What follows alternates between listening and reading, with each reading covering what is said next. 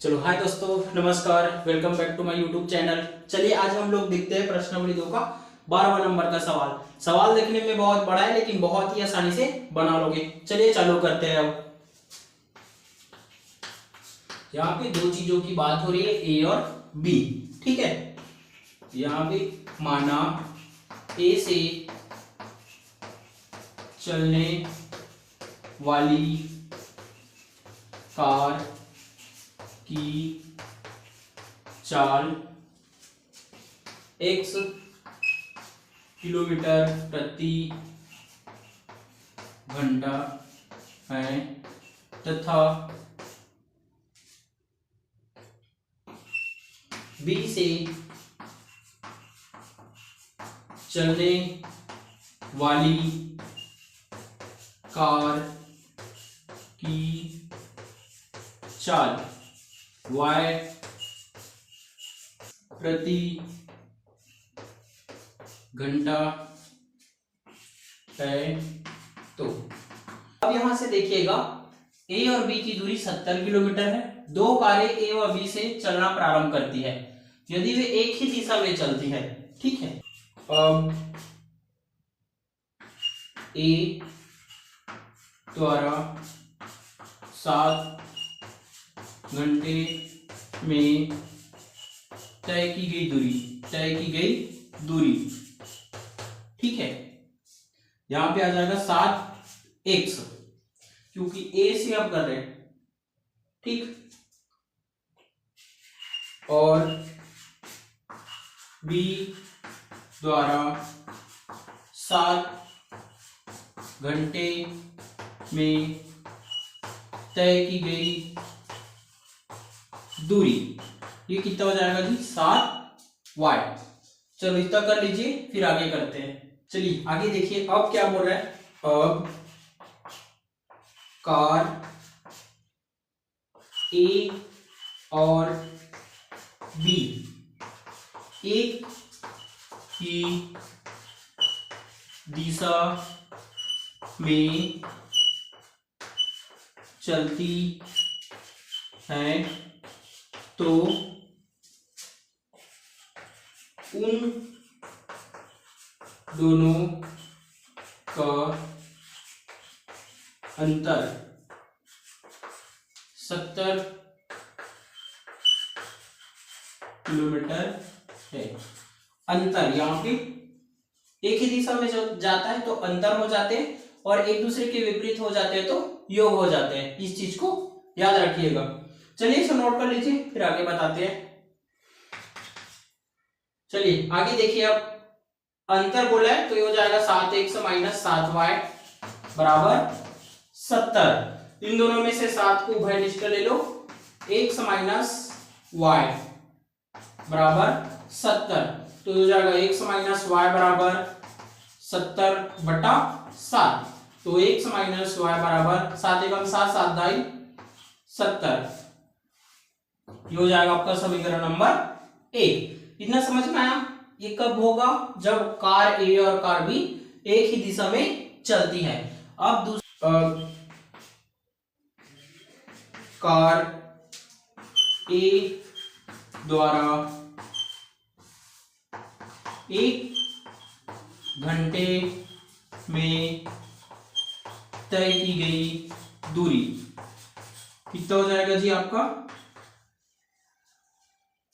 1 घंटे में तय की गई दूरी x किलोमीटर प्रति घंटा। ठीक, उसी प्रकार कार बी द्वारा 1 घंटे में तय की गई दूरी कितना हो जाएगा आपका? y किलोमीटर प्रति घंटा। ठीक है, इसको नोट कर लीजिए, फिर आगे देखते हैं। आगे देखिए, अब यहाँ पे हो जाएगा, दूसरा शर्त बोल रहा है एक दूसरे के विपरीत। कार द्वारा जब एक दूसरे के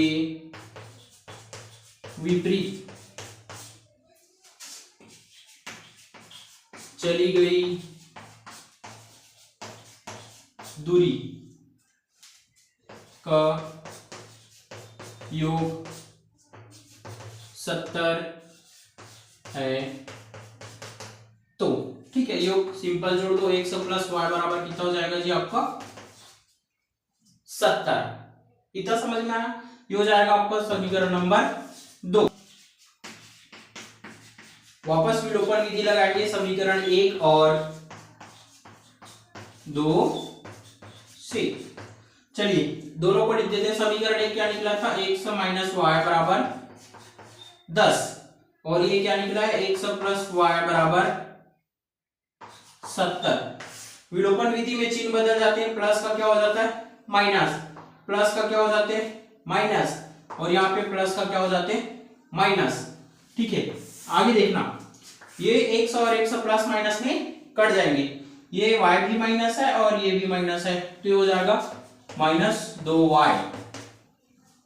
ठीक है, जब भी दो संख्या माइनस में रहते हैं तो वापस में जुड़ते हैं, लेकिन उसका चिन्ह माइनस में ही रहते हैं। यहाँ पे -70, 70 में से 10 घटा दोगे तो कितना बचेगा आपके पास -60। ये दोनों माइनस और माइनस आपस में कट जाएंगे, तो आपका बचेगा 2y बराबर 60। y का मान आ जाएगा आपका 60/2, तो हो जाएगा 2 दिया 6, अर्थात y का मान कितना आया जी 30। इतना समझ में आया? चलिए आगे करते, इसको नोट कर लीजिए। चलिए आगे देखिए, y के मान को समीकरण 1 में रखने पर, समीकरण 1 क्या था आपका, 1 माइनस वाई बराबर 10।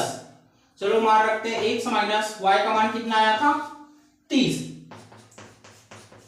ठीक है, अब इसको पक्षांतर करोगे तो उधर जाके प्लस हो जाएंगे, तो 10 प्लस 30, तो x का मान कितना आ जाएगा जी आपके पास 40। लिखना, यहां लिखना, अतः कार ए की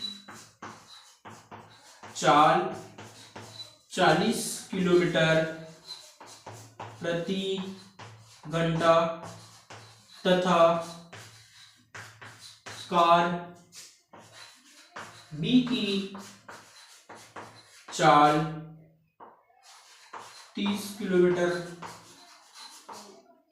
प्रति घंटा प्राप्त होंगे। चलिए अब इस सवाल को देखते हैं। सवाल दिखने में बहुत ही बड़ा बड़ा है, बट बहुत ही छोटे तरीके से बन सकता है, आसानी से बन सकता है। ध्यान से समझिएगा। सबसे पहले इस सवाल को नोट कर लीजिएगा, मैं कुछ देर में इसको मिटा दूंगा क्योंकि ये बहुत बड़े हैं। चलिए हल करते हैं। हल, ठीक है, यहाँ पे दो कमरों की बात हो रही है, तो चलो मैं लिखता हूं, माना कमरे ए में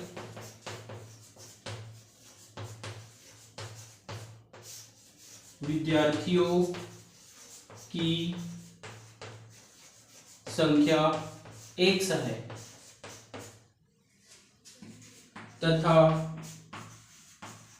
कमरे बी में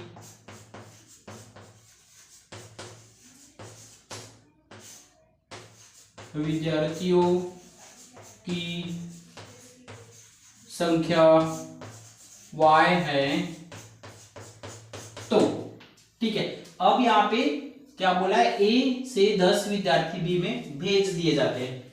सिंपल सा, यदि किसी कोई व्यक्ति को कुछ चीज दोगे तो जो देते हैं उसके पास कम हो जाते हैं, तो A से 10 विद्यार्थी भेज देंगे तो कमरे A में जो है 10 विद्यार्थी कम हो जाएंगे। तो कम के लिए क्या करते हैं, पहले यहां लिख लो, प्रश्नानुसार कम हो जाते हैं तो ये x माइनस 10 माइनस में चले जाते हैं और b में भेज दिए जाते हैं, तो b में बढ़ जाएंगे संख्या, तो हो जाएगा आपका y प्लस 10। इतना समझ में आया? अब ये बराबर क्यों लगाए, क्योंकि बोला है दोनों कमरों में विद्यार्थियों की संख्या समान हो जाती है, दोनों कमरों में विद्यार्थियों की संख्या समान हो जाती है। अब इसको हम हल करते हैं।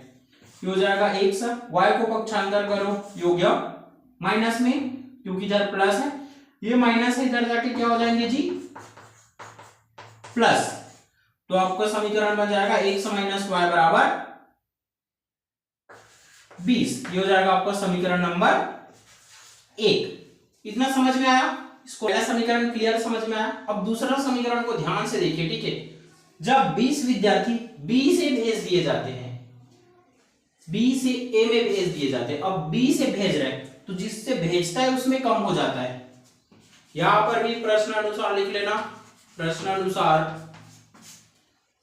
B से भेज रहे हैं तो हो जाएगा y माइनस 20, और अब A की ओर भेज रहा है तो ये हो जाएगा x प्लस 20। आपको समझ में आ रहा है ना? जिससे भेजते हैं उसमें कम हो जाते हैं। A से B में भेजे थे 10 तो 10 कम हुआ था, अब B से A में भेज रहा है 20, ठीक है, तो इसमें कम हो गया। आगे देखिए, विद्यार्थियों की संख्या B से 2 गुनी हो जाती है। A का मान जो होती है B से कितने गुनी होती है? 2 गुनी, ठीक है। या सिंपल इसको कहें, जिधर भेजते हैं उधरी 2 गुनी हो जाते हैं। चलिए अब इसको हल करते हैं। x प्लस 20 ये हो जाएगा आपका 2y, 20 दूरी कितना हो जाएगा जी आपका 40। पक्षांतर करो, x माइनस 2y प्लस था इधर आके माइनस, ये प्लस, ये माइनस 40, ये प्लस इधर आके ये भी माइनस हो जाएंगे 20।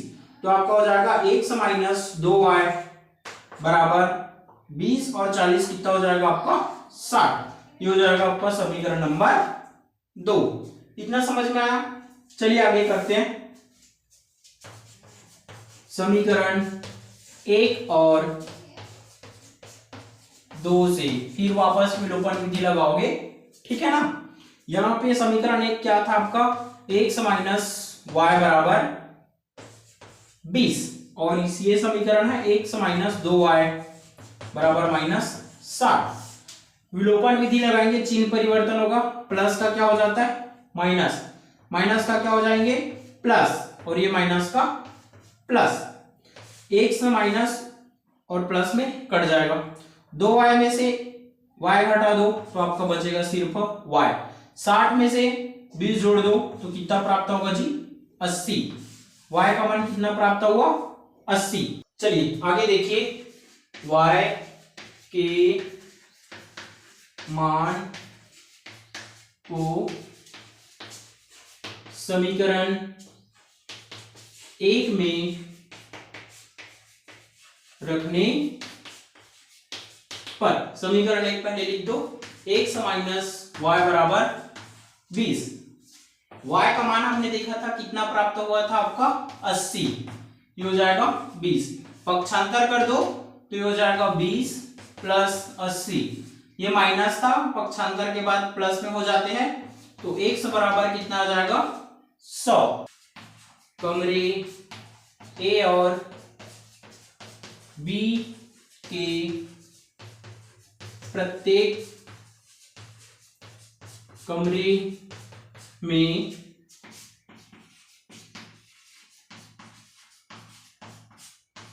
विद्यार्थियों की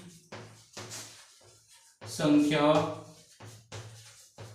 क्रमशः 100 और 80 प्राप्त होंगे, ठीक। चलिए आगे देखते हैं हम सवाल नंबर 14। ये प्रश्नावली 2 का अंतिम सवाल है। दिखने में बहुत ही बड़ा है बट बहुत ही आसानी से कर लोगे, ठीक है। यहाँ पे 2 चीजों की बात हो गई है, लंबाई और एक दूसरा है चौड़ाई। तो इन दोनों में से एक को x मानेंगे और दूसरे को y। चलो करते हैं। माना आयत की लंबाई x इकाई है तथा आयत की चौड़ाई y इकाई है तो। चलो अब हम क्षेत्रफल निकालते हैं। आयत का क्षेत्रफल, आयत का क्षेत्रफल क्या होता है, सूत्र पता होगा, लंबाई गुणित चौड़ाई। ठीक है, यहां पे लंबाई x और चौड़ाई y, तो आपका x y। चलिए आगे देखिए, यहां पे दिया है प्रश्नानुसार। प्रश्नानुसार ध्यान से देखना, उस सवाल को आप नोट कर लीजिए और देखते रहिए। उसमें बोला है लंबाई में 5 इकाई की कमी, तो हो जाएगा x माइनस 5। हमेशा कमी के लिए माइनस ही लगाते हैं। ठीक है, उसके बाद बोला है उसकी चौड़ाई में 2 इकाई की वृद्धि, तो वृद्धि के लिए हम जोड़ देते हैं, तो y प्लस 2। और उसके बाद बोला है उन दोनों के क्षेत्रफल, ठीक है, या आयत के क्षेत्रफल में 80 इकाई की कमी हो जाती है, तो x y माइनस 80। हमेशा कमी के लिए या कमी के लिए माइनस ही लगाते हैं। चलिए अब इसको हल करते हैं। ये हो जाएगा, पहले इसको 2 भाग में तोड़ दो, -5 y प्लस 2। ये जो पीछे वाली संख्या है पहले x के साथ गुणा होगा, फिर -5 के साथ, ये हो जाएगा x y माइनस 80। ठीक है, x और y का गुणा करोगे तो ये हो जाएगा आपका x y, फिर 2x माइनस इसके साथ हो जाएगा 5y, और ये 5 दूनी 10 प्लस माइनस का माइनस, ये हो जाएगा आपका xy माइनस 80। इतना समझ में आया? चलिए अब सबको इधर पक्षांतर कर दो, xy plus 2x minus 5y minus 10। ये प्लस इधर आके क्या हो जाएगा, माइनस, और ये माइनस इधर आके क्या हो जाएगा, प्लस। इधर क्या बचेंगे, 0। ये माइनस में है और ये प्लस में आपस में कट गया। ठीक है, अब जो भी बचा उसको लिखते हैं, 2x माइनस 5y, और ये 80 में से 10 घटा दोगे तो आपके पास बचेगा कितना, 70 बराबर 0। तो हो जाएगा आपका 2x माइनस 5y बराबर माइनस 70। ये प्लस में पक्षांतर करोगे तो माइनस में हो जाएगा। ये हो जाएगा आपका समीकरण नंबर 1। इतना समझ में आया? वापस आप प्रश्नानुसार लिखना। दूसरा शर्त देखिएगा, प्रश्नानुसार। अब दूसरा शर्त देखिए, दूसरा शर्त बोला गया लंबाई में 10 इकाई की वृद्धि, वृद्धि मतलब बढ़ जाते हैं, तो हो जाएगा x प्लस 10, और चौड़ाई में 5 इकाई की कमी, तो हो जाएगा y माइनस 5। उसके बाद उसके क्षेत्रफल में 50 इकाई की वृद्धि या बढ़ जाती है। चलिए अब इसको हल करते हैं। इसका 2 बार गुणा हो जाता है इसके साथ, पहले x के साथ y माइनस 5, उसके बाद हो जाता है आपका प्लस 10 y माइनस 5। ये हो जाएगा आपका x y प्लस 50।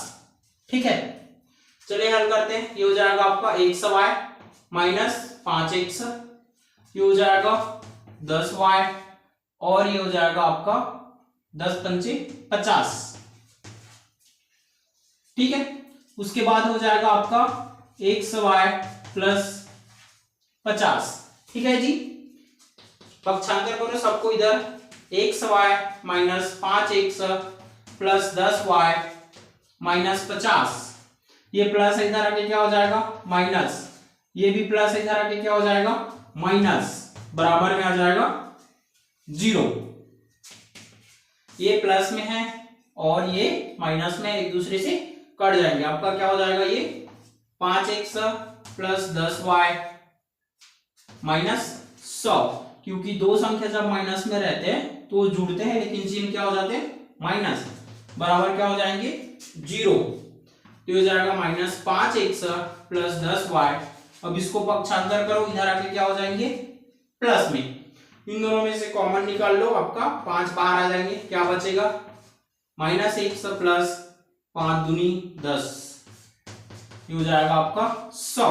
तो माइनस x प्लस 2y बराबर 100/5, तो -x प्लस 2y बराबर 5 एकम 5, 5 दूनी 10, 0 का 0। ये हो जाएगा आपका समीकरण नंबर 2।